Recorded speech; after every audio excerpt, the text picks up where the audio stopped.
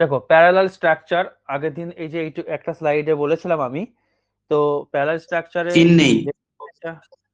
হ্যাঁ আচ্ছা শেয়ার করিনি, স্ক্রিনটা পাবে কি করে শেয়ার করতে ভুলে গেছে, শেয়ার করি, এই নাও এবার হবে।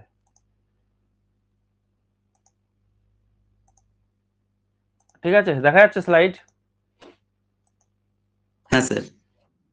হুম, তো প্যারালাল স্ট্রাকচার আগের দিন আমাদের একটা স্লাইডের মতো হালকা তোমাদের ধারণা দিয়েছিলাম, সেটাই শেষ করব, ছোট একটা চ্যাপ্টার। আগের দিন যেটা বলেছিলাম যে প্যারালাল স্ট্রাকচার দুই দিকে যদি দুটো ক্লজ দেখতে পাই, মাঝে কোনো কনজাংশন অ্যান্ড বাট অর এই ধরনের কিছু থাকবে, তো প্যাটার্নটা কিন্তু ফলো করবে। এইদিকে যে ধরো কিরকম, আমি একটা ছোট করে ডেফিনেশন দেওয়ার চেষ্টা করি, আগের দিন যা করেছি করেছি ভুলে যাও, নতুন ভাবে শুরু করছি। প্যারালাল স্ট্রাকচার,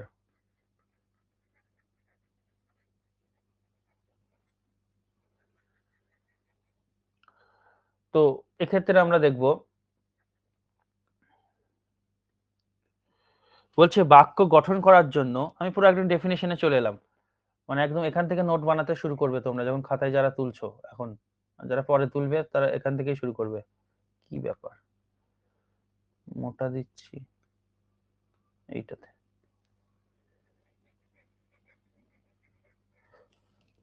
বাক্য গঠন করার জন্য কিছু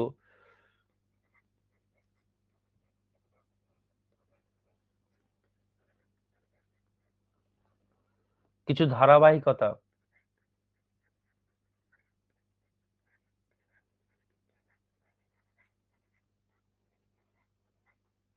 কিছু ধারাবাহিকতা বজায় রাখা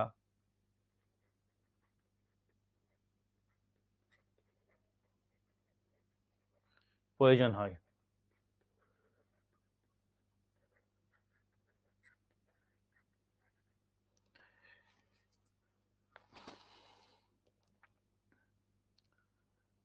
ঠিক আছে, তো এটা হচ্ছে বাক্য গঠন করার জন্য কিছু ধারাবাহিকতা বজায় রাখার প্রয়োজন হয়। কিরকম ধারাবাহিকতা, তো ধারাবাহিকতাটা কি বলছি, অর্থাৎ অর্থাৎ সাবজেক্ট বা অবজেক্ট সম্পর্কে বাক্যে, অর্থাৎ বাক্যে সাবজেক্ট বা অবজেক্ট সম্পর্কে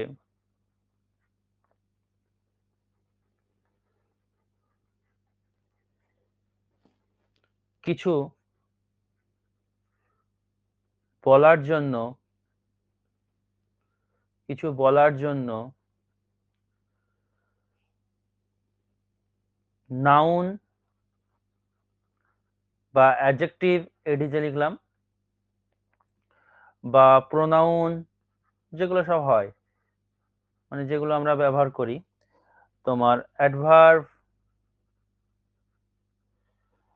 জিরান্ড, আগের দিন জিরান্ডের ব্যাপারে বলেছিলাম, আবার একবার ব্যাপারে বলবো, ইনফিনিটিভ, ভার্বের চ্যাপ্টার, এগুলো খুব ডিটেলে পড়া হবে, মানে এখান থেকে প্রশ্ন আসে।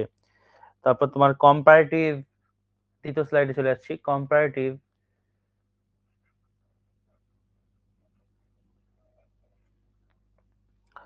আর টেন্স, কোন টেন্সের ব্যাপার ধরো বললো, টেন্স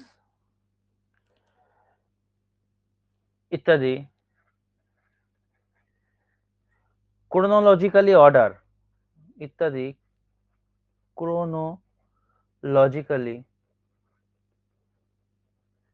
বসে, তখন তাকে প্যারালালিজম বলে বা প্যারালাল স্ট্রাকচার, তখন তাকে প্যারালালিজম বলে।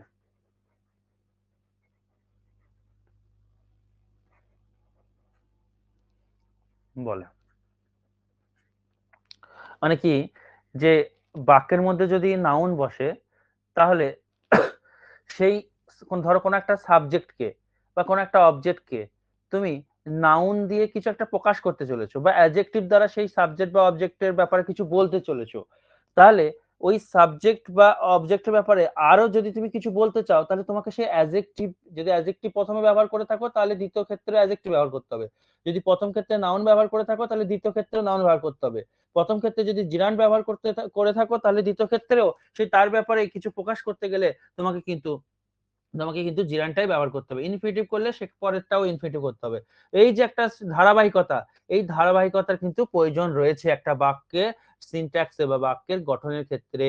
ধারাবাহিকতাটা একটা অবশ্যই বজায় রাখতে হবে। যদি আমি ধারাবাহিকতা বজায় না রাখি, অর্থাৎ একদিকে যদি আমি জিরান্ডের ইউজ করি, তাহলে একটা বাক্যের একদিকে সাবজেক্ট বা অবজেক্টের ব্যাপারে আমি বলছি, কিন্তু তাকে একটা একদিকে জিরান্ডের ব্যাপারে বলছি, এইদিকে কোনো একটা কনজাংশন ধরো রেখে দিয়েছি, কনজাংশন দিয়ে আবার একবার তার ব্যাপারে প্রকাশ করতে চলেছি, অথচ এইদিকে দিয়ে দিলাম ইনফিনিটিভ। তাহলে এটা কি হলো? এটা একটা ধারাবাহিকতা যেটা মেনটেন করা হলো না। তো ধারাবাহিকতা মেনটেন হলো না বলে হবে না। তাহলে এখানে আমাকে কি করতে হবে? এখানেও আমাকে জিরান্ডের কথা বলতে হবে। বাক্যের একটা ধারাবাহিকতা বজায় রাখতে হবে। বাক্যের গঠনের, বাক্যের বলতে বাক্যের গঠনের, বাক্যের স্ট্রাকচারে, যেটাকে আমরা বলি সিনট্যাক্স, সিনট্যাক্সের অর্থাৎ একটা নির্দিষ্ট রীতি রয়েছে, সেই রীতি অনুযায়ী করতে হবে। সেই রীতিগুলো গোটা চারেক রীতি আমরা পড়ে নেবো, যেগুলো থেকে পরীক্ষায় প্রশ্ন আসে বা আসতে পারে। ঠিক আছে? তাহলে কি বললাম? যে বাক্য গঠন করার জন্য কিছু ধারাবাহিকতা বজায় রাখার প্রয়োজন হয়। অর্থাৎ বাক্যে সাবজেক্ট বা অবজেক্ট সম্পর্কে কিছু বলার জন্য নাউন, অ্যাডজেক্টিভ, ভার্ব, অ্যাডভার্ব, জিরান যাই বলো না কেন, সেগুলো কি হচ্ছে ইত্যাদি ক্রোনোলজিক্যালি বসে, অর্থাৎ নির্দিষ্ট একটা ক্রম অনুযায়ী বসে, তখন তাকে প্যারালেলিজম বলে। বেশ, তাহলে প্রথম দিনের যে স্লাইডটা করেছিলাম, এই স্লাইডটা থাক, ডিলিট করছি না। চলো এবার রুলগুলো আমরা চলে আসবো। সেই রুলগুলো কি? প্রথম রুল 1, প্রথমেই রুল 1 আমরা দেখি কি রয়েছে। দেখো, রুল 1 যেটা আমি বলবো, বলছে যে সেন্টেন্সে যদি, ছোট্ট একটা চ্যাপ্টার, একটু বেশি মাথা ঘামাতে হবে না, একটু শোনো তাহলে হয়ে যাবে। সেন্টেন্সে যদি দুটি ভার্ব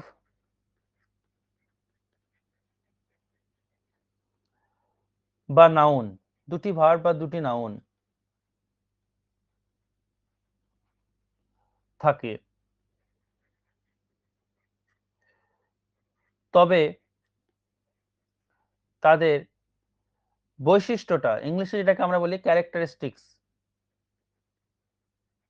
তাদের ক্যারেক্টারিস্টিক্স বা বৈশিষ্ট্য একই হবে।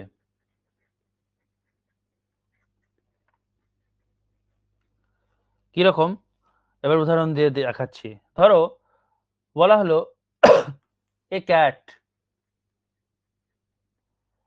অ্যান্ড এ ডগ দিয়ে কিছু একটা আমি লিখতে চললাম। ঠিক আছে? এটা এ দিয়ে উদাহরণ দিলাম। এবার বি দিয়ে শোনো। আমি বলছি এ ক্যাট অ্যান্ড দ্য ডগ। তাহলে বলো তো এখানে কোন জায়গাটা গন্ডগোলটা পাকিয়ে ফেললাম? বলো। দ্বিতীয়টাতে। দ্বিতীয়টাতে। কারণ এখানে দেখো ক্যাট নাউন, ডগ নাউন, তার আগে আর্টিকেল এ বসিয়েছি, এটা যেহেতু কনসোনেন্ট তাই এরও এ হবে। কিন্তু এখানে দেখো এ ক্যাট, তার সাথে সামঞ্জস্য না রেখে আমি দা ডগ করে দিলাম, মানে একটি বিড়াল এবং কুকুরটি। এটা একটা কিরকম একটা সামঞ্জস্যটা একদম মানে লাইনটা কেটে গেল, লিঙ্কটা কেটে গেল, অর্থাৎ এইখানে ভুলটা আছে। A cat and the dog হবে না, হবে না বলে লিখে দিলাম। এখানে আমাকে এ বসাতে হবে। তো এটা একটা কিন্তু সিম্পল একটা ব্যাপার। অনেক সময় আমরা এরকম দেখবা স্টোরি রাইটিং এর ক্ষেত্রে, ঠিক আছে, যে গল্পটা হচ্ছে একটা বিড়াল এবং একটা কুকুরকে নিয়ে। তো আমি আমি ধরো এরকম করে শুরু করছি, তাহলে এটা রাইট করে দিই। এটা তো হবে না বলেছি, এটা ক্রস। ধরো this is a story about a cat and the dog, এরকম দিয়ে দিল। তো এখানে কোথায় ভুল বুঝে গেছি, যে এখানে যেহেতু এ দিয়ে শুরু করেছি, কারণ প্রথমবারের জন্য আমি বলছি যে এটা একটা গল্প, কি কাকে নিয়ে, না একটা বিড়ালকে নিয়ে এবং একটা কুকুরকে নিয়ে। তাহলে একটা একটা এখানে তাহলে এ ক্যাট ঠিক আছে, বাট এখানে আমি দা করে দিলাম, এই জায়গায় ভুল আছে। তো এখানে আমাকে করতে হবে এ, 1 নম্বর পয়েন্ট। তো তোমাকে আর এরকম ভাবে প্রশ্নটা দিতে পারে যে this is a story about a cat and dash dog, যে তোমাকে অপশন দিল এ অ্যান্ড দা, এরকম করে অনেক রকম অপশন দিয়ে দিল। তো এরকমও আসতে পারে। ঠিক আছে? আরো একটা উদাহরণ দেখো, যেমন একটা ইনকারেক্ট বাক্য লিখি, তারপর সেটাকে কারেক্ট করব। যেমন একটা ইনকারেক্ট বাক্য লিখছি, ইনকারেক্ট বলে লিখছি, দ্য মাদার লাইকস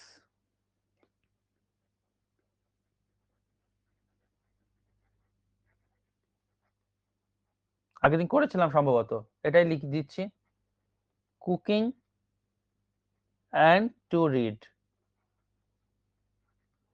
তো এটা কিন্তু ভুল রয়েছে, কারণ আগের দিন আমি তোমাদের ব্যাখ্যা করেছিলাম এর সঠিকটা কি হবে, দ্য মাদার লাইকস, দেখো কুকিং এটা জিরান্ডের ব্যবহার করা হয়েছে, ভার্বের সাথে আইএনজি যখন তোমার নাউনের কাজ করে, হ্যাঁ, তখন তাকে বলা হয় জিরান্ড। তাহলে কুক মানে রান্না করা, এটা ভার্ব, এটার সাথে আইএনজি যোগ করে আমি নাউন করেছি। স্যার কি করে বুঝবো যে স্যার এটা আপনি এটা নাউন, কি করে বুঝবো? এরকমও তো হতে পারে যে আই অ্যাম কুকিং, আমি রান্না করছি, ঠিক আছে, আই অ্যাম কুকিং আমি রান্না করছি, এটা তো হতে পারে। তো সেক্ষেত্রে তখন এক্ষেত্রে কুকিংটা কি ভার্ব বলো তো, বলো তো এই কুকিংটা কি verb?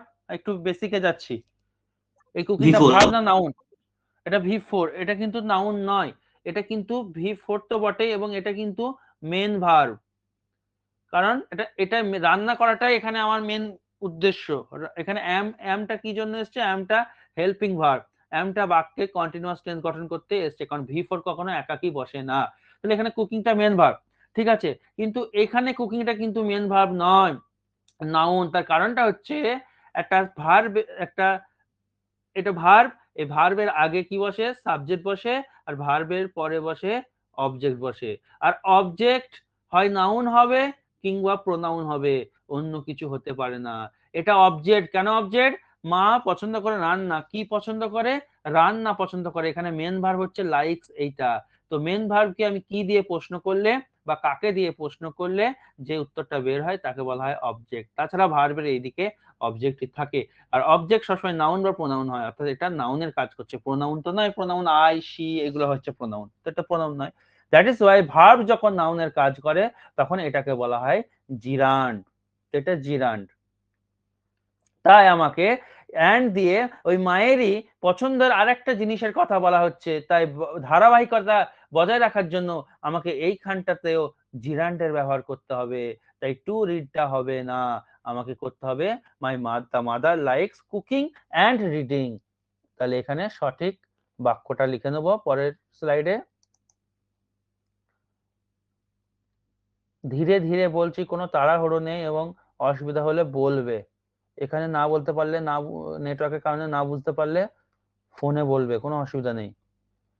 The mother likes cooking and reading, সঠিক বাক্যটা লিখে দিলাম, the mother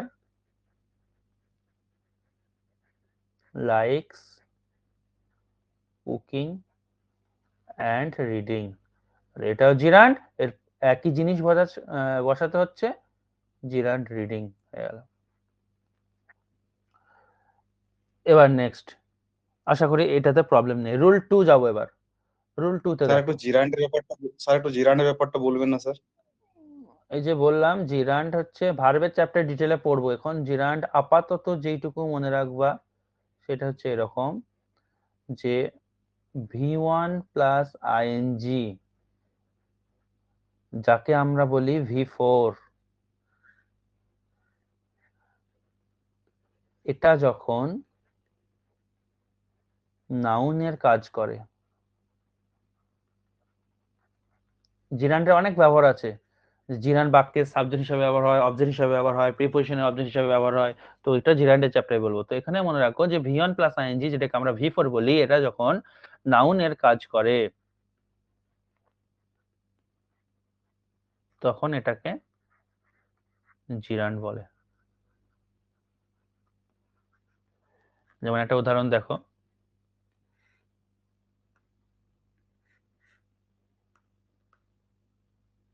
I like swimming.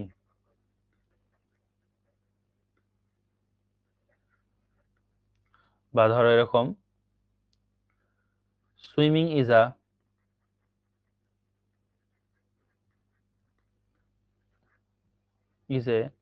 Good exercise. ঠিক আছে, তো দেখো সুইম মানে সাঁতার কাটা, সুইম হচ্ছে V1, সুইম সাঁতার কাটা, এটা হচ্ছে V1। তো তুমি যদি বাক্যে প্রথমে সুইম দিয়ে শুরু করো, যেখানে এখানে সুইমিং আছে সেখানে সেখানে সুইম বসাও, দেখো আই লাইক সুইম হয় না, কারণ লাইক মানে পছন্দ করা, এটাও ভার, সুইম মানে সাঁতার কাটা, এটাও ভার, পরপর দুটো ভার হয়ে যাচ্ছে। আবার প্রথমে যদি swim is a good exercise বলো, ওটাও ভুল, কারণ ভার্ব দিয়ে বাক্য শুরু হবে না, এখানে আমার অ্যাসার্টিভ সেন্টেন্স, ভার্ব দিয়ে বাক্য শুরু হলে সেটা হয়ে যাচ্ছে তোমার ইম্পারেটিভ সেন্টেন্স। তো এক্ষেত্রে দেখো আই লাইক সুইমিং, তো সুইম হচ্ছে V1, ভার্বের সাথে আইএনজি যুক্ত হলো, অর্থাৎ V4 তৈরি হলো। এই সুইমিংটা বাক্যে ভার্বের কাজ করবে না, এই সুইমিংটা কিন্তু নাউনের কাজ করবে, কারণ ভার্বের পরে যে বসে সে হয় অবজেক্ট, অবজেক্ট বাক্যে হয় নাউন হয় নাই প্রোনাউন, অন্য কিছু হতে পারে না। তাহলে এখানে এটা প্রোনাউন নয়, তার মানে এ নাউন, তাহলে এটা ভার্বের সাথে আইএনজি যখন নাউনের কাজ করছে তখন এটাকে আমরা বলবো জিরান্ড। ঠিক সেরকম করে দেখো, ইজ ভার্ব, ভার্বের আগে কে থাকে? সাবজেক্ট। তো দেখো একটা বাক্যের সাবজেক্ট সবসময় নাউন বা প্রোনাউন হয়, যেমন বাক্যের অবজেক্ট নাউন প্রোনাউন হয়, ঠিক সাবজেক্টও নাউন হবে কিংবা প্রোনাউন হবে, অন্য কিছু হতে পারে না। তাহলে এক্ষেত্রে নাউনের ডেফিনেশনটা কি? এক্ষেত্রে দেখো ভার্বের 1 নম্বর ফর্ম সুইমের সাথে আইএনজি যোগে সুইমিং, এটা নাউনের কাজ করছে, কারণ এই বাক্যের সাবজেক্ট আর সাবজেক্ট নাউনই হবে, অন্য কিছু হতে পারে না, হয় নাউন কিংবা প্রোনাউন। তাহলে এই জন্য এটা হচ্ছে জিরান্ড। বোঝা গেল অল্প কিছুটা? এবার দেখো রুল 2, এই যে ছোটখাটো জিনিসগুলো যেগুলো বলছি এগুলো লিখবে যখন নোট বানাবে, এখন না পড়ো না পড়ো, কি নোট বানাবে? যেমন যেটা বললাম না, যে সাবজেক্ট, বাক্যের সাবজেক্ট এবং বাক্যের অবজেক্ট হয় নাউন হবে নাই প্রোনাউন হবে, অন্য কোনো পার্টস অফ স্পিচ হতে পারে না, মাথায় রাখবে।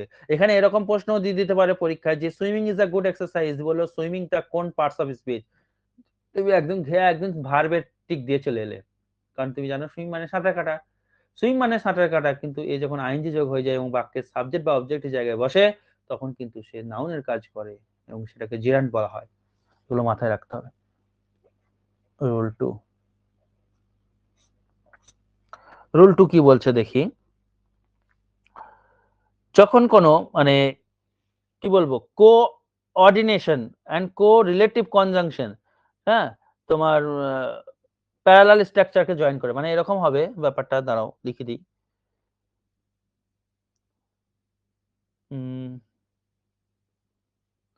প্যারালাল স্ট্রাকচার বাংলায় বলে দেবো, চিন্তা নেই, is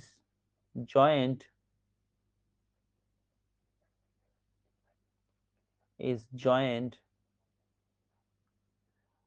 by coordinate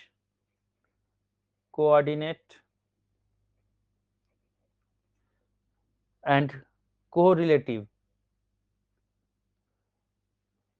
এগুলো আমি সব ডিটেলে কনজাংশন চ্যাপ্টারে আরো ডিটেলে বলবো, তোমাদের তো প্রায় বলি, তাও ডিটেলে বলবো সব, এক একটা চ্যাপ্টার মানে অনেক দিন করে ক্লাস হবে, এগুলো কনজাংশন চ্যাপ্টার, হ্যাঁ, নাউন প্রোনাউন সব ধরবো। বলো। পাস্ট টেন্স বলো জয়েন্টও হয় না? পাস্ট টেন্স, এটা হ্যাঁ, কথা হয়তো বলছো? মনে হয়। হ্যাঁ জয়েনের V2 জয়েন্ট, জয়েন্ট নয়, JOINT, তুমি ওটার কথা বলছো? হ্যাঁ স্যার। ওই জয়েন্টটা না, ওই জয়েন্টটা হচ্ছে অ্যাডজেক্টিভ, ওই জয়েন্টটাকে বলা হয় সংযুক্ত বা মিলিত, হ্যাঁ, সেই ওটা হচ্ছে জয়েন্ট, এটা অ্যাডজেক্টিভ, আর এটা হচ্ছে ভার্ব। তো ভার্ব সবসময় জয়েন্টই হয়, জয়েন্ট হয় না। তো parallel structure is joint by coordinate and correlative conjunction. সেই কোঅর্ডিনেট এবং কোরিলেটিভ কনজাংশন গুলো কি? দেখো কোরিলেটিভ মানে হচ্ছে একে অপরের সাথে সম্পর্কযুক্ত। তোমরা হয়তো আগে আমার ইউটিউব ভিডিওতে দেখেছো কনজাংশনের, যেটা সিটেট এর প্রিভিয়াস ইয়ার দিয়েছি সেখানে। তো আরেকবার বলেছি কোরিলেটিভ কনজাংশন কোনগুলো, দেখবা যেগুলো একসাথে অ্যাটাচ হয়ে থাকে, মানে একটা এলে আরেকটা আসবে, যেমন নট অনলি এর সাথে আসে বাট অলসো, দুটো একসাথে আসে এটা একটা বাক্যে। তারপর দেখবা বোথের সাথে দেখবা আসে অ্যান্ড, এগুলোকে বলা হয় কোরিলেটিভ কনজাংশন। তারপরে আইদার অর,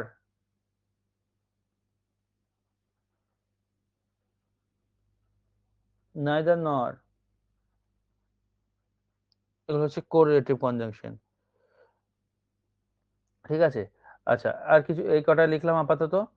এবার দেখো কোঅর্ডিনেট কনজাংশন, যেটা দুটো নর্মাল জয়েন করছে দুটো ক্লজকে, বাট দ্বারা জয়েন হতে পারে, অর দ্বারা হতে পারে, হ্যাঁ, অ্যান্ড দ্বারা হতে পারে, দুটো ক্লজকে জয়েন করছে নর্মালি, অর হলো ইয়েট, এগুলো হচ্ছে কোঅর্ডিনেট কনজাংশন।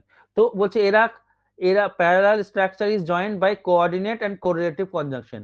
তো এই কনজাংশন গুলো দিয়ে প্যারালাল স্ট্রাকচার অর্থাৎ দুই দিকে সমান স্ট্রাকচার জয়েন হয়। তো কি রকম উদাহরণ দিই তাহলে ক্লিয়ার হবে। ধরো your company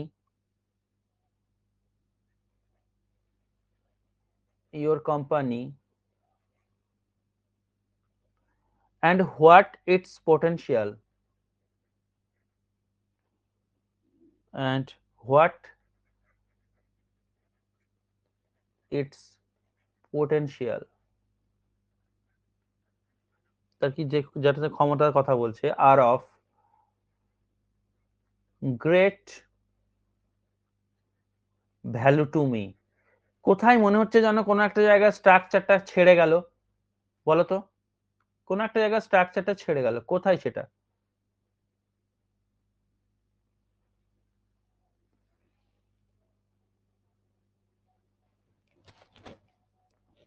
দেখো এই জায়গাটা একটা কেমন একটা লাগছে যে তোমার কোম্পানি এবং হোয়াট ইটস পটেনশিয়াল, এবং কি তার পটেনশিয়াল হয় গ্রেট ভ্যালু টু মি। হ্যাঁ, তুমি এটাকে নর্মালি বলতো না তোমার কোম্পানি এবং তার যে পটেনশিয়াল সেটা আমার কাছে খুব মূল্যবান। তাহলে হোয়াটটা আসার কোনো প্রয়োজনই নেই, এটা এক্সট্রা দিয়ে স্ট্রাকচারটা ছাড়া বেড়া হয়ে গেল আর কি। তো এখানে তোমার সঠিক উত্তরটা হবে your company and its potential are of great value, অর্থাৎ এই হোয়াটটা অতিরিক্ত, হোয়াটটা হবে না, হোয়াট দিয়ে সেন্স আসছে না। আমি এখানে যেটা বলতে চাইছি তোমার কোম্পানি এবং তার পটেনশিয়ালটা। আচ্ছা এখানে আইটিএস এটা ঠিক আছে? এর ইংরেজি এটা কি হয়? এর এর ইংরেজি কি এটা ঠিক আছে? কেউ বলতে পারবে কি হবে? অ্যাপোস্ট্রফি এস ইটস বেশ, দেখো এটা যদি এরকম হয় তাহলে এটা হয় ইট ইজ অথবা ইট হ্যাজ, মানে ইট ইজ তার কন্ট্রাক্টেড বা সংক্ষিপ্ত form it apostrophe S, it has তার সংক্ষিপ্ত ফর্ম ইট অ্যাপোস্ট্রফি এস, দুটোই। তো তোমাকে স্ট্রাকচারে বুঝে নিতে হবে যে কখন এটা এটা যখন দেবে তখন এটার মানে কখন ইট ইজ আর কখন ইট হ্যাজ, সেটা বাক্যটা পড়ে বা টেন্স দেখে তোমাকে বুঝে নিতে হবে, ঠিক আছে? কিন্তু এর বা ইহার যেটা আমরা বলি, এর বা ইহার, এর ইংলিশ কিন্তু ইটস, এটাই, এটা কারেক্ট আছে এখানে। এখানে যদি আমি এটাকে ইট ইজ ভাবি তাহলে দেখো কি হচ্ছে, বাক্যটা ঠিকই আছে। আমি ইচ্ছা করে দেখলাম যে তোমরা আইডিয়া আছে কিনা। ইওর কোম্পানি অ্যান্ড, ধরো ইটস এর জায়গায় যদি আমি এটা এরকম করি ইট ইজ পটেনশিয়াল, কেমন হচ্ছে? তোমার কোম্পানি এবং এটা হয় পটেনশিয়াল, আমার কাছে অনেক দামি, কেমন লাগছে তাই না? তোমার কোম্পানি এবং তার পটেনশিয়ালটা, তার ক্ষমতাটা, তার ইংরেজি বা ইহার ইংরেজি বা এর ইংরেজি আইটিএস, ইট ইজ হয় না, তাই অ্যাপোস্ট্রফি হবে না, অ্যাপোস্ট্রফি হয়ে গেলে হয়ে যাবে ইট ইজ। পরীক্ষায় এরকম ভুলও থাকে, ঠিক আছে, মাথায় রাখবে। তাহলে ইটের মাথায় অ্যাপোস্ট্রফি এস থাকলে তার মানে হয় ইট ইজ অথবা ইট হ্যাজ, দুটোই হয়। কিন্তু কখন ইট ইজ হচ্ছে এটা, কখন ইট হ্যাজ হচ্ছে, তুমি কি করে বুঝবে? তোমাকে কোন একটা উদাহরণে বুঝতে হবে, সেই উদাহরণটা দেওয়া থাকবে, সেখানে তার অর্থটা দেখে বুঝতে হবে।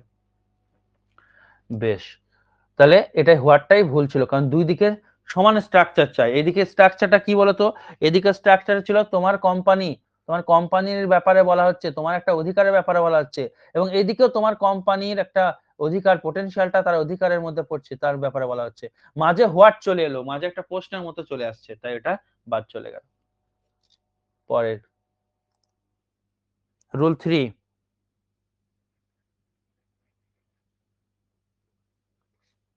রুল 3 কি বলছে দেখো, বলছে কমা বা semicolon and or along with, এর আগে যদি নাউন থাকে পরেও নাউন, এবং অ্যাডজেক্টিভ হলে পরে অ্যাডজেক্টিভ হবে, মানে এরকম। আমি এটাকে ভেঙে না লিখে এরকম করে দিই, কমা, ঠিক আছে, বা সেমিকোলন তারপর তোমার কি বলবো, and তারপর or আর along with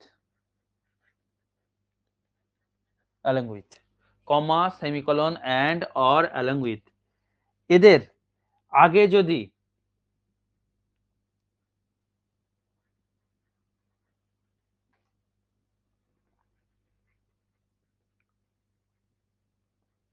আগে যদি নাউন থাকে তাহলে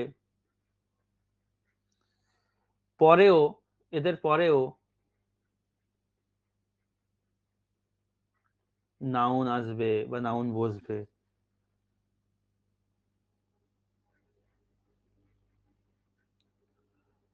হ্যাঁ, তো অ্যাডজেক্টিভের ক্ষেত্রে এটা এদের আগে যদি অ্যাডজেক্টিভ থাকে তাহলে তারপরেও কিন্তু অ্যাডজেক্টিভ, মানে জিনিসটা ধারাবাহিকতাটা বজায় থাকবে। এদিকে নাউন থাকলে এদিকে নাউন, যদি এদিকে অ্যাডজেক্টিভ থাকে, ঠিক আছে, তাহলে এদের এদিকেও অ্যাডজেক্টিভ থাকতে হবে। এটা কিন্তু মাথায় রেখো। একটা উদাহরণ দিই তাহলে ক্লিয়ার হবে।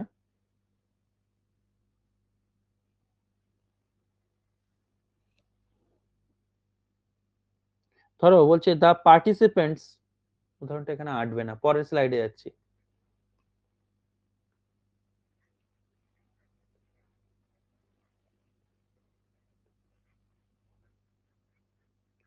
The participants in the workshop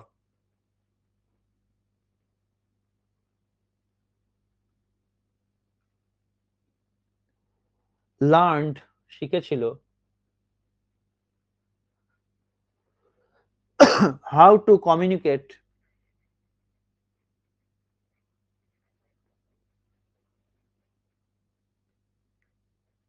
কিভাবে কমিউনিকেট করতে হয়, কিভাবে যোগাযোগ করতে হয়, কমা নেগোশিয়েট কিভাবে মীমাংসা করে নিতে হয় নিজেদের মধ্যে, অ্যান্ড কমাটা নয় কিন্তু, হ্যাঁ এখানে আরেকবার লিখছি,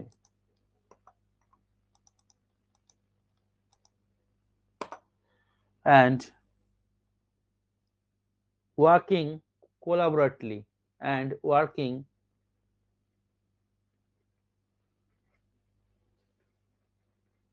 collaboratively for the most effective outcome।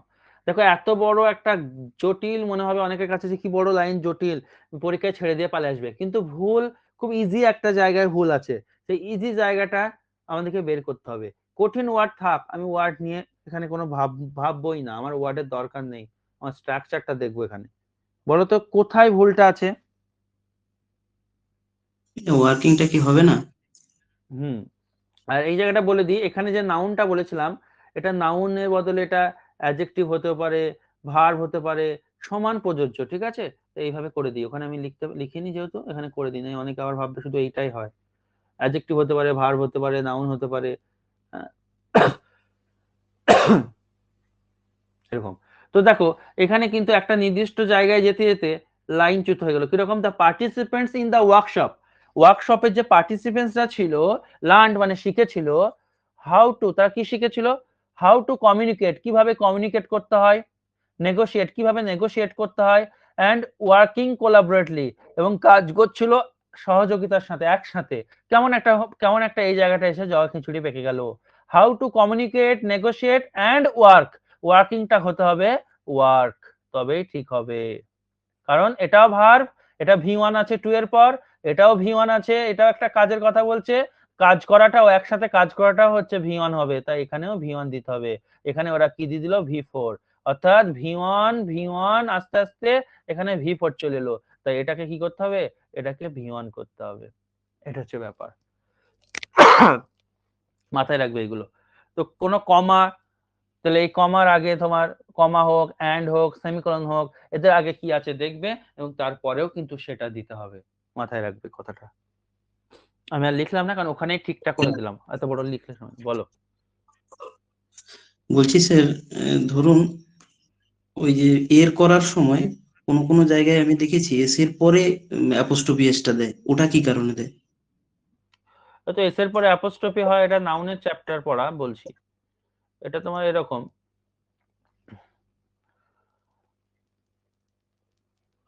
ধরো এটা বয়, ছেলেটির খেলনা, ইংরাজি কি ছেলে, এটা ছেলে আর টয়, পেন করি কারণ বয় টয় বাদ দিয়ে বয় আর একটা পেন দিলাম, বেশ। এবার আমি বলতে চাইছি এই ছেলেটির পেন, তো ছেলেটির পেন, এটা ছেলে হলো, এটা পেন হলো, এবার ছেলেটির পেন ইংরাজি হবে বয়েজ পেন।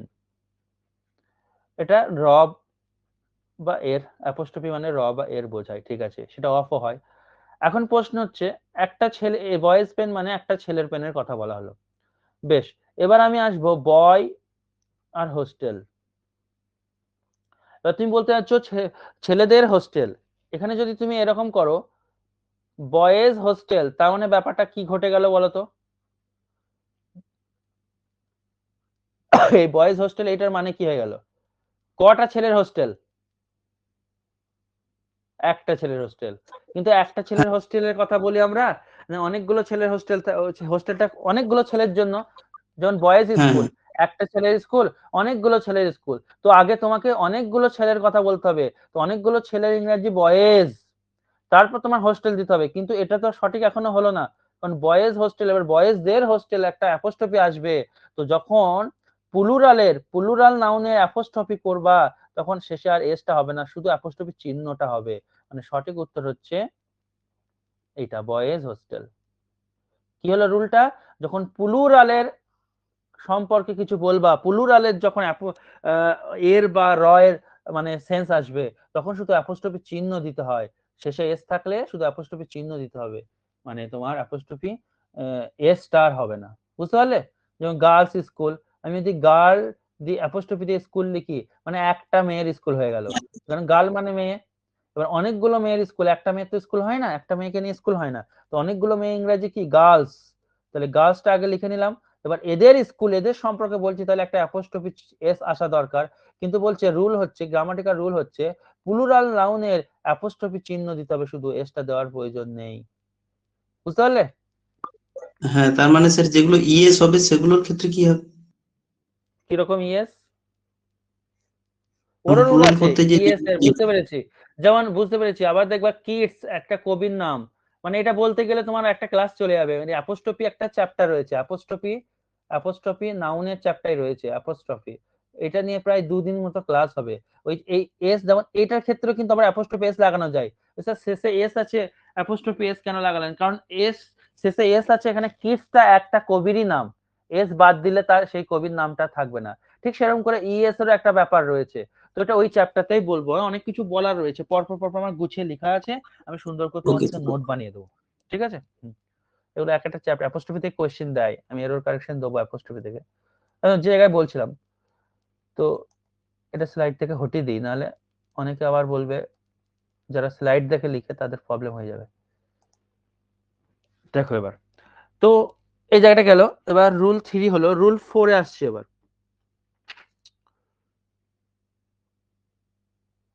দেখো রুল 4টা খুব ইন্টারেস্টিং।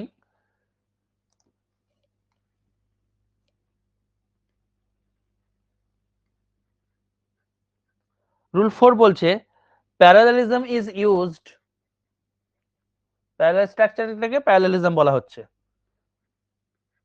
প্যারালেলিজম ইজ ইউজড, প্যারালেলিজমটাকে ব্যবহার করা হয় উইথ এলিমেন্টস, সেই সমস্ত এলিমেন্টস দিয়ে, জয়েন্ড বাই এ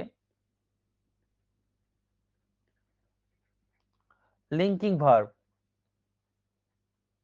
এই যে এবার যদি কেউ জিজ্ঞেস করে স্যার লিঙ্কিং ভার্ব কি, আমি এখন বলবো না, তার কারণটা হচ্ছে এখন যদি লিঙ্কিং ভার্ব নিয়ে আলোচনা করতে চাই, দুখানা ক্লাস লাগবে, দুটো ক্লাস লাগবে, এত বড়, যারা জানো হয়তো বুঝতে পারবে যে লিঙ্কিং ভার্ব নিয়ে প্রচুর একটা বড় ক্লাস হবে, ওখান থেকে কোয়েশ্চেনও আসে।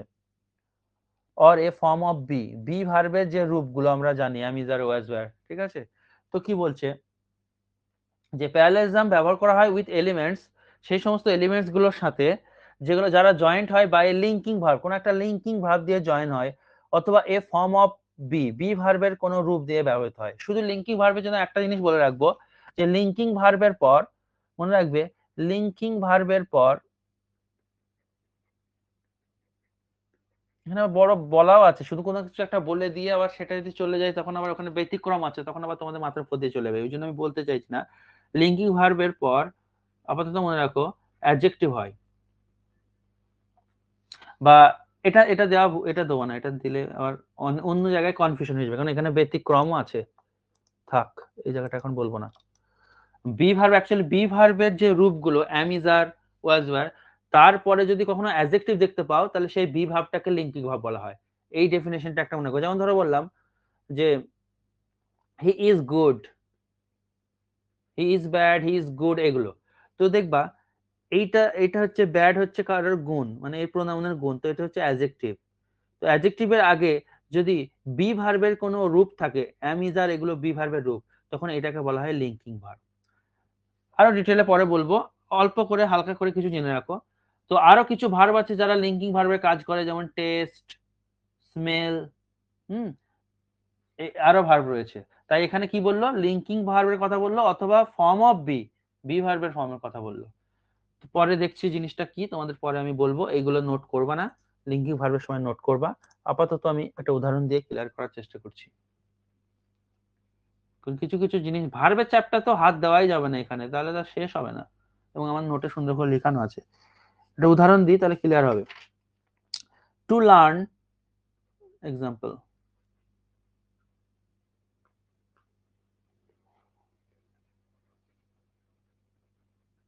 to learn is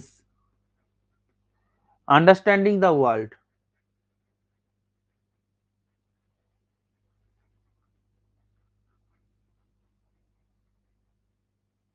শেখা হচ্ছে পৃথিবীকে বোঝার জন্য, জানার জন্য।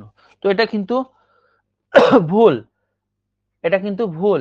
কেন ভুল দেখো, টু লার্ন ইজ আন্ডারস্ট্যান্ডিং, এই জায়গাটা ভুলটা হয়ে গেল। এটাই বলছি যে লিঙ্কিং ভার্বের সাথে কিছু এলিমেন্ট থাকে, এটা হচ্ছে লিঙ্কিং ভার্ব।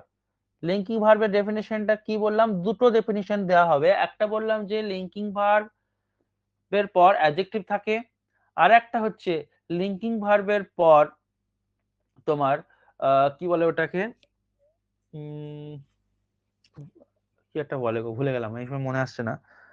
লিঙ্কিং ভার্বের দুটো ডেফিনিশন আছে, লিঙ্কিং ভার্বের পর একটা অ্যাডজেক্টিভ হয়, আচ্ছা মনে এলে বলবো। তো আপাতত শোনো, হ্যাঁ, মেন ভার্ব, বি ভার্বের ফর্ম যখন মেন ভার্বের কাজ করে, বি ভার্বের কোন form, am, is, are, was, were, তারা যখন মেন ভার্বের কাজ করে তখন কিন্তু সেটা লিঙ্কিং ভার্ব হয়। তো দেখো এখানে কোনো ভার্ব নেই, এখানে এইটা হচ্ছে মেন ভার্ব।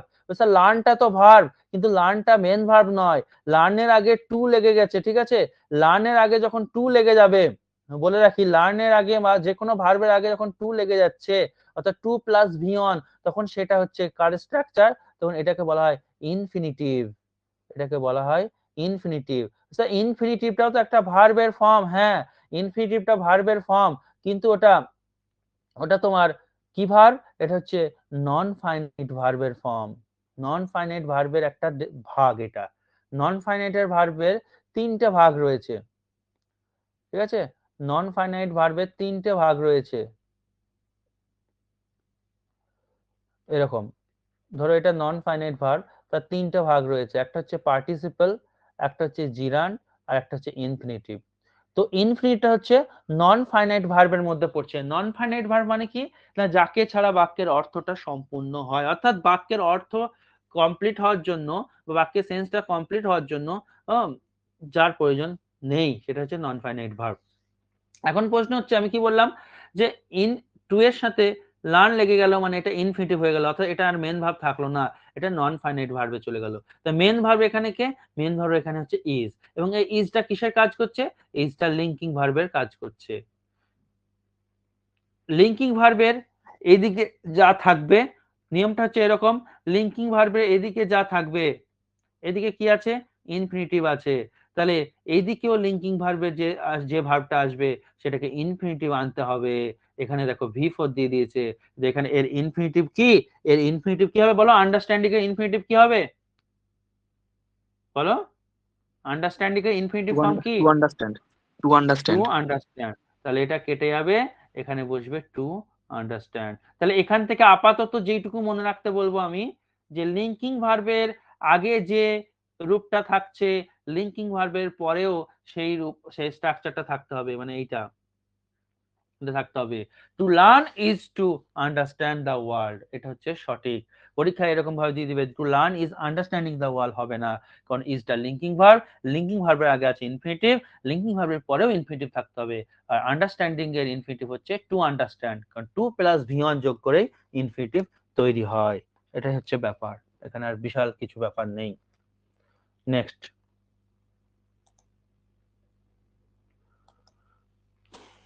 রুল 5,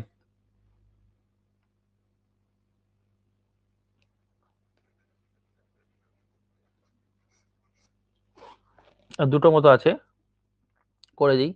দেখো আমি আগে উদাহরণ লিখবো, তাহলে ভালো ক্লিয়ার হবে। প্রথমে এক্সাম্পল লিখবো এক্ষেত্রে। Initial trial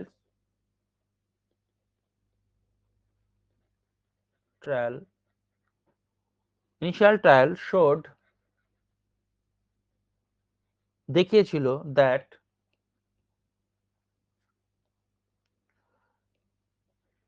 exposure to the chemical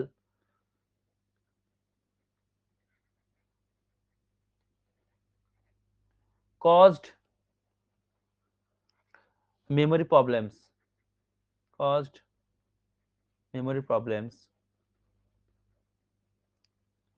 comma intermittent dizziness,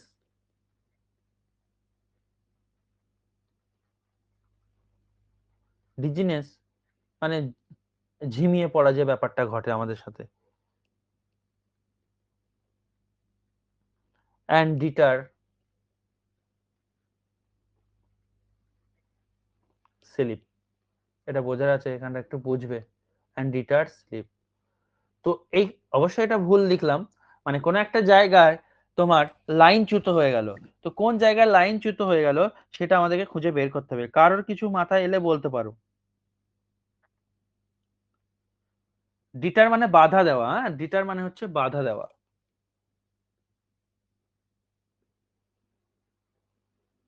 এটা ভার্ব। আচ্ছা, ডিজিনেস মানে তো বললাম মানে ঝিমিনি যে ব্যাপারটা, একদম আমরা ঝিমিয়ে যাই, ঝিমিমিমি ভাব। তো বলো তো কোথাও কোনো প্রবলেম, মানে কোথাও কিছু মনে হচ্ছে যে এই জায়গাটা হওয়ার দরকার ছিল না?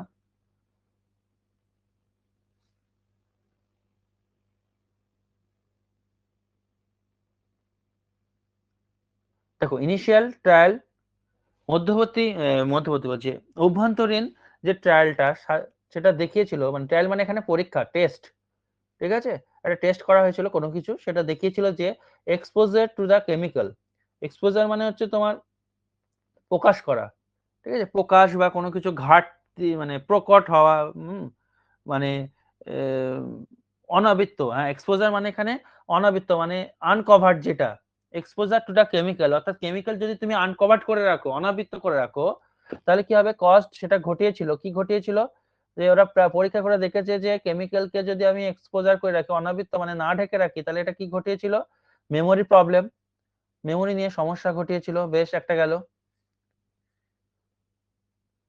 আচ্ছা, ইন্টারমিটেন্ট ডিজিনেস, একটা ঘুম ঘুম বা ভাব, মাথা ঘোরা, যেটাকে বলি আমরা মাথা ঘোরাও বলতে পারো ডিজিনেস, এবং ডিটার স্লিপ, ঘুমকে বাধা দেয়।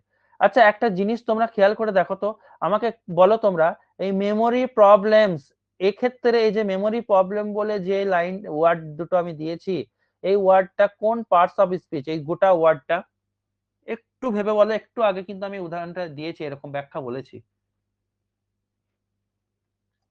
বলতো এটা কোন পার্টস অফ স্পিচ?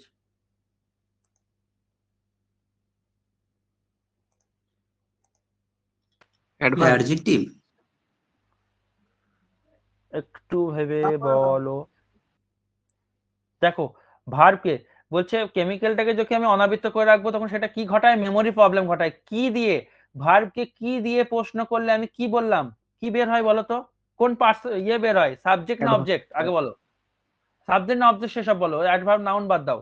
অবজেক্ট। ভার্বকে কি বা কাকে, এই দুটো দিয়ে যদি প্রশ্ন করো, না জানা থাকলে লিখে রাখবা, তাহলে বের হয় অবজেক্ট। আর আমি কি বললাম বলতো, অবজেক্ট মানে কোন পার্টস অফ স্পিচ হবে বলো? নাউন, নাউন অথবা প্রোনাউন। নাউন অথবা প্রোনাউন। তাহলে এখানে তুমি প্রশ্ন করো না একে যে কি ঘটায়, মেমোরি প্রবলেম ঘটায়, তাহলে কি দিয়ে প্রশ্ন করছি, তাহলে এটা তো অবজেক্ট, এটা অবজেক্ট। আর কি ঘটায়, ইন্টারমিটেন্ট ডিজিনেস, মাথা ঘোরার ব্যাপারটা ঘটায়, তাহলে এটাও তো অবজেক্ট। তাহলে এই অবজেক্ট গুলো কি হওয়া দরকার, অবজেক্ট গুলো নাউন হওয়া দরকার। এটা কি, এটা নাউন, এই অবজেক্টটা কি, এই অবজেক্টটা হচ্ছে নাউন, কারণ এটা তো প্রোনাউন নয়, কারণ অবজেক্ট নাউন হবে না, প্রোনাউন হবে, অন্য কিছু হবে না। তাহলে এই ইন্টারমিটেন্ট ডিজিনেস এই গোটাটা, ইন্টারমিটেন্ট এই ডিজিনেস এই গোটাটা, এটাও কি, এটাও নাউন। তাহলে এইখানে অ্যান্ড এর পর আর কি ঘটায়, ঘুমের একটা বাধা দেয়, মানে ঘুমের ব্যাঘাত ঘটায়। তাহলে এই যে এইটা, এইটাও কি হওয়া দরকার বলো, এটাও কি হওয়া দরকার, এটা একই তো নাউন পর্যায়ক্রম, এটাও নাউন হওয়া দরকার। কিন্তু এরা এটাকে নাউন না দিয়ে এই ডিটার দিয়ে, ডিটার মানে বাধা দেওয়া, এটা ভার্ব দিয়ে দিয়েছে, আর স্লিপ মানে ঘুমের বাধা দেয়। তাই তোমাকে কি করতে হবে, ঘুমের বাধা দেয় এটাকে হটিয়ে দিয়ে তোমাকে এখানে একটা উপযুক্ত ওয়ার্ড বসাতে হবে, যার মানে হচ্ছে যে ঘুম হয় না। আর ঘুম হয় না ইংরেজি হচ্ছে ইনসমনিয়া, মানে ডিটার স্লিপ এই গোটাটাই বাদ চলে যাবে, যেখানে উত্তর হবে ইনসমনিয়া। অন্য কালিতে লিখে দিই, অন্য কিছু ওয়ার্ড আসতে পারে, কিন্তু ইনসমনিয়াটাই হচ্ছে বেস্ট। ঘুম না হলে অনিদ্রা যেটাকে বলি, ইনসমনিয়া এক কথায় প্রকাশের পরে। তো এই ডিটার স্লিপ এই গোটাটাই হবে না, কারণ এটা ভার্ব থেকে আবার শুরু করেছে, ডিটারটা ভার্ব, স্লিপটা তখন নাউন করে দিয়েছে। কিন্তু আমার পরপর পরপর চলছে, একটা ভার্বে কাজ হয়ে যাবে কজ, কি কি ঘটায়, মেমোরি প্রবলেম ঘটায়, আর কি ঘটায়, ইন্টারমিডিয়েট ডিজিনেস ঘটায়, এবং আরেকটা কি ঘটায়, অনিদ্রা ঘটায়। অনিদ্রা ইংরেজি কি, ইনসমনিয়া। তো তিনটেই কিন্তু অবজেক্টের কাজ করবে, আর তিনটেকেই নাউন হতে হবে, এটা মাথায় রাখতে হবে। এখানে ভার্ব দিয়ে করে দিয়েছিল, তাই একটা সিকোয়েন্সে যেতে যেতে একটা প্যারালালিজম যেটাকে বলছি, প্যারালাল হওয়ার, এখানে প্যারালাল যে রুলটাকে ফলো এরা করেনি।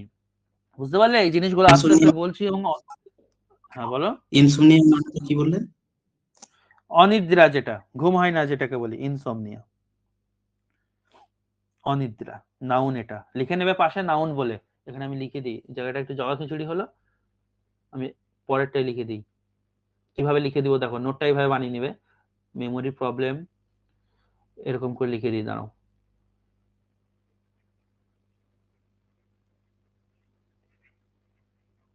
মেমোরি প্রবলেম, intermittent dizziness, আর এখানে আমাকে এটা ছিল ডিটার স্লিপ ছিল, এটাকে কাটবো, সুন্দর করে নোট বানাতে হবে, নোট না বানালে এটার বদলে হবে ইনসমনিয়া। যা দিচ্ছি এগুলো দারুণ জিনিস। এটা হচ্ছে তোমার নাউন, এটা নাউন, এখানে অ্যান্ড ছিল, তাহলে এটাও কিন্তু নাউনে আসবে। আশা করি প্রত্যেককে বুঝতে পেরেছো ব্যাপারটা। বেশ, পরের রুলে যাব, দাঁড়াও একবার চেক করে নিই। এটা গেল, এটা হলো, নেক্সট রুল কোনটা দেবো,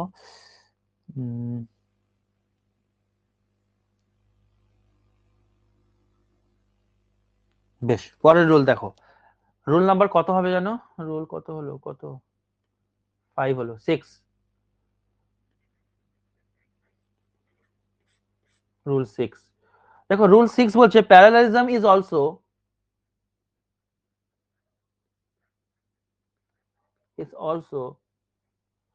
applicable, প্যারালালিজম কার ক্ষেত্রে applicable, to a series of,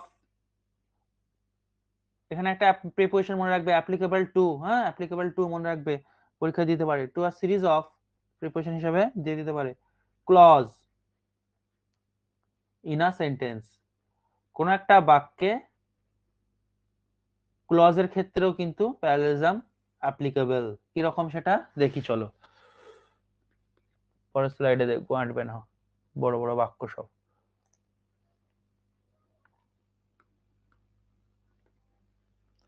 বলছে the report card stated that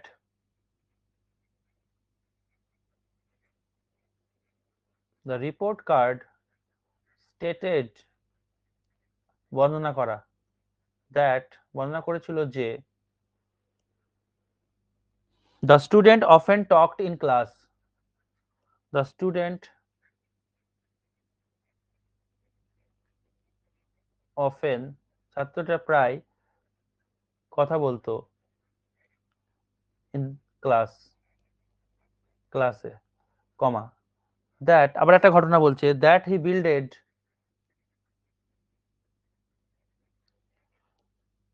other students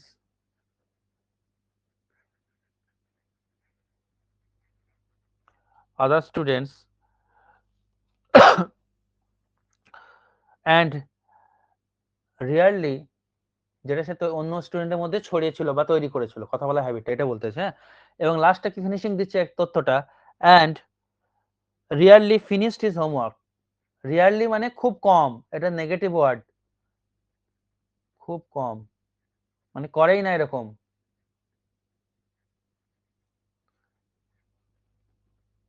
শেষ করেই না এরকম, রিয়ারলি ফিনিশড মানে করেই না এরকম, রিয়ারলি ফিনিশড হিজ হোমওয়ার্ক। বলতো কোথায় প্যারালালিজমটা একটু হলো, সমস্যা সৃষ্টি করলো বা কেটে গেল? কি মনে হচ্ছে এত বড় বাক্যে একটা গল্পের মতো হয়ে গেল?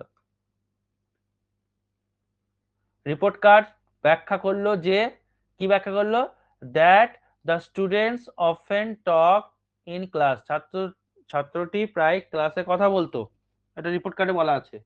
আচ্ছা, আর কি বলা আছে রিপোর্ট কার্ডে, দ্যাট যে হি বিল্ডেড আদার স্টুডেন্টস, অন্য ছাত্রছাত্রীদের মধ্যেও সেই হ্যাবিটটাকে তৈরি করে দিয়েছিল। আর কি বলা আছে, and rarely finished his homework, খুব কমই সে তার হোমওয়ার্কটা ফিনিশ করতো। দেখো তিনটে জায়গা দাগ দিলাম, তিনটে ক্লজে দাগ দিলাম। প্রথম ক্লজটা কি আছে বলো তো, এই যে অন্য খালি দিই,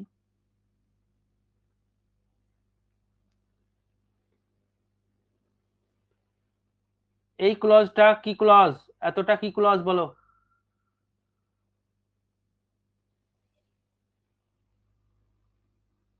এটা বলো, মেন ক্লজ আছে। এটা মেন ক্লজ। বাকিগুলো তাহলে কি ক্লজ হবে? সাবঅর্ডিনেট একটা দ্যাট আসবে মনে হচ্ছে হ্যাঁ, and এর পর। দ্যাট, কনজাংশন দ্যাট, ঠিক বলেছো, কনজাংশন দ্যাট দিয়ে শুরু হচ্ছে ক্লজ গুলো। আর এই দ্যাট দিয়ে শুরু এই ক্লজ গুলো কিন্তু স্বাধীনভাবে বাক্যের অর্থকে প্রকাশ করতে পারবে না। তখনই এরা অর্থ প্রকাশ করতে পারবে যখন আমি মেন ক্লজ যেটা দাগ দিয়েছি সেটাকে লিখবো। কারণ তুমি মেন ক্লজকে বাদ দাও, পড়ো, দেখো মানে আসবে না। That the student often talked in class, যে ছাত্রটি ক্লাসে প্রায় কথা বলতো, যে ছাত্রটি, এবার কি হয় কথা, দ্যাট দিয়ে বাক্য শুরু হবে, তোমার মনে অটোমেটিক একটা কৌতূহল আসছে, কিউরিসিটি জাগছে যে কিছু একটা বলতে চাইছে তার আগে। তো মেন ক্লজটা না এলে কিন্তু বাকিগুলো হচ্ছে না, তাই দ্যাট দিয়ে শুরু। আমি একটা ট্রিকও বলে দিয়েছিলাম যে কনজাংশন দিয়ে শুরু যে ক্লজ গুলো আমি দাগ দিয়েছি, এটা হচ্ছে সাবঅর্ডিনেট ক্লজ। তাহলে এখানে দ্যাট, এটা দ্যাট, এটা সাবঅর্ডিনেট কে ফলো করছে, এই দ্যাট দিয়ে সাবঅর্ডিনেট ক্লজ শুরু হচ্ছে, তাহলে এন্ড এর পর দ্যাট দিতে হবে, এইখানে একটা দ্যাট হবে, এখানেও একটা সাবঅর্ডিনেট ক্লজ দিয়ে শুরু করতে হবে, মানে দ্যাট দিয়ে শুরু করতে হবে, এখানে সিকোয়েন্সটা ফলো করেনি, তাই এইখানে ভুলটা ছিল, উত্তর এখানে দ্যাট দিতে হবে, তবে সঠিক হবে। বুঝতে পারছো? তোমরা তোমাদের মতো করে দরকার হলে আরেকবার লিখবে, এটা লিখবে দিয়ে এটাকে ভুল করে দেবে, দিয়ে আরেকবার লিখবে দ্যাট দিয়ে, যেটা তোমাদের সুবিধা হবে সেটা করবে। অথবা এইটাই আবার তুমি অন্যরকম ভাবেও করতে পারো। তুমি এটাকে যদি নিজেকে ঠিক করতে চাও তাহলে তোমাকে এরকম করে করতে হবে যে,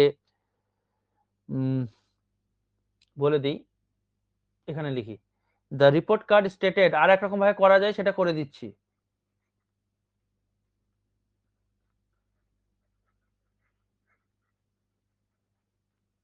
স্টেটেড দ্যাট, রিপোর্ট কার্ড বলেছিল যে the student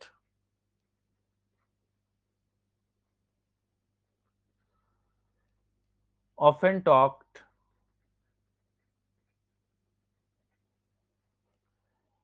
in class, comma, builded, আর দ্যাট দেবো না, মানে গোটাটাকে সাবঅর্ডিনেট ক্লজ করে নিচ্ছি, কমা, builded other students and rarely finished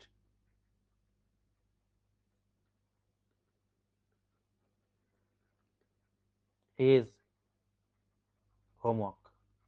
ঠিক আছে, এই বাক্যটাও ঠিক আছে। বাক্যটা ওখানে কি ছিল, ওখানে দেখো পরপর, হ্যাঁ বলো।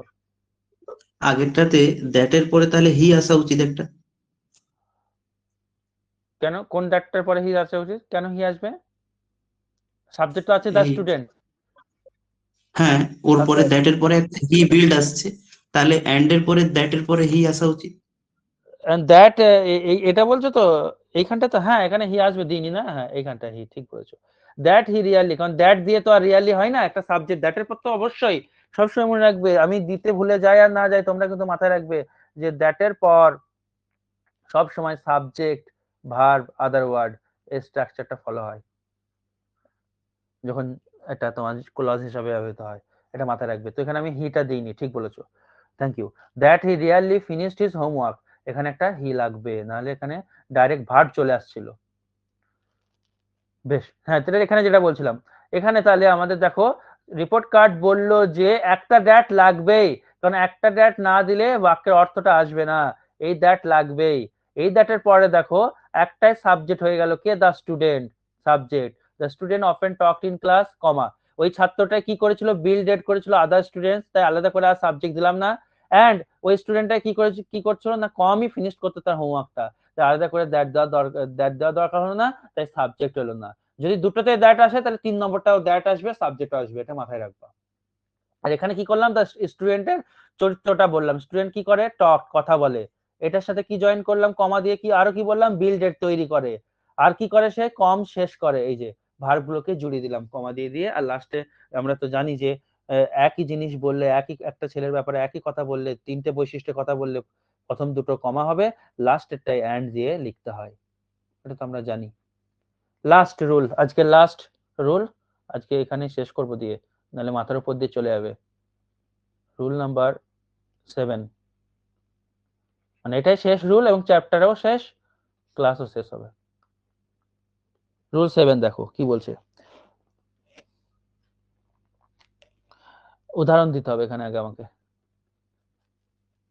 দেখো কি বলছে, আই লাইক টু রিড, পারবে, ইজি আছে, করেছে মনে হয়।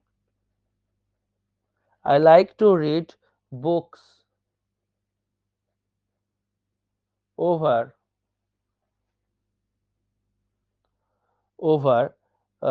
Watching movies.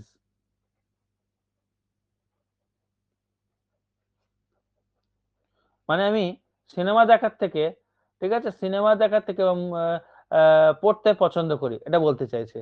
তো এখানে কোন জায়গাটা তোমার মনে হচ্ছে বলো তো যে এটা গোলমাল পাকিয়ে ফেললো?